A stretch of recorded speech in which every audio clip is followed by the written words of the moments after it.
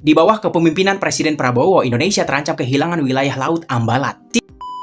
Sikap lembek Presiden Prabowo soal konflik perebutan wilayah laut Ambalat dengan Malaysia nampaknya akan membuat posisi Indonesia semakin dirugikan. Bayangkan saja, di saat Malaysia dengan tegas menyatakan hak kedaulatannya atas wilayah maritim yang dikenal sebagai Blok ND6 dan Blok ND7 di Laut Sulawesi, mereka meyakini dan mengklaim bahwa wilayah laut tersebut adalah milik mereka. Rujuk pada putusan hukum internasional ICZ tahun 2002, pihak Malaysia juga dengan tegas menolak istilah Ambalat. Menurut mereka, Ambalat adalah terminologi yang digunakan oleh pemerintah Indonesia sebagai pembenaran klaim mereka atas wilayah yang terletak di Laut Sulawesi tersebut. Mereka lebih suka menyebutnya sebagai wilayah Laut Sulawesi. Dia sebut Ambalat, kita sebut Laut Sulawesi. Kawasan ini sebagai Laut Sulawesi.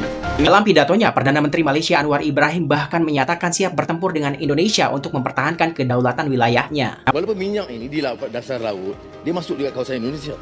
Minyak dan gas dia bukan sebenarnya kawasan Malaysia. Kita pertahankan kedudukan kita. Baik, kita tak compromise yang beluran. On record, we have not agreed. Pilihan dia dua, sama ada bertempur atau berunding. Namun sayang, respon pemerintah Indonesia terkait perebutan batas wilayah dengan Malaysia ini dinilai tidak tegas dan terlalu lembek. Alih-alih menegaskan kedaulatannya atas wilayah Ambalat, Presiden Prabowo malah membuka peluang bagi Malaysia untuk mengelola wilayah laut tersebut secara bersama-sama. Kita cari penyelesaian yang baik, yang damai, itu ada itikat baik. Intinya kita mau penyelesaian yang baik.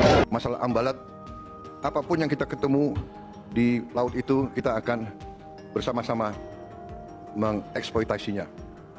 Jadi kita sepakat bahwa kita ini harus bekerja untuk kepentingan bangsa dan rakyat kita masing-masing. Demikian, artinya Presiden Prabowo telah menyerahkan sebagian kedaulatan negara Indonesia kepada Malaysia. Dan sekali lagi, Indonesia kalah dalam konflik perebutan batas wilayah dengan negeri jiran tersebut. Indonesia memiliki sejarah buruk, pernah kehilangan 2 pulau, Sipadan dan Ligitan, setelah diklaim dan diambil alih oleh negara Malaysia. Lantas, apakah kali ini kita juga akan kembali kehilangan wilayah laut kita? Apa pendapat kalian? Komentar.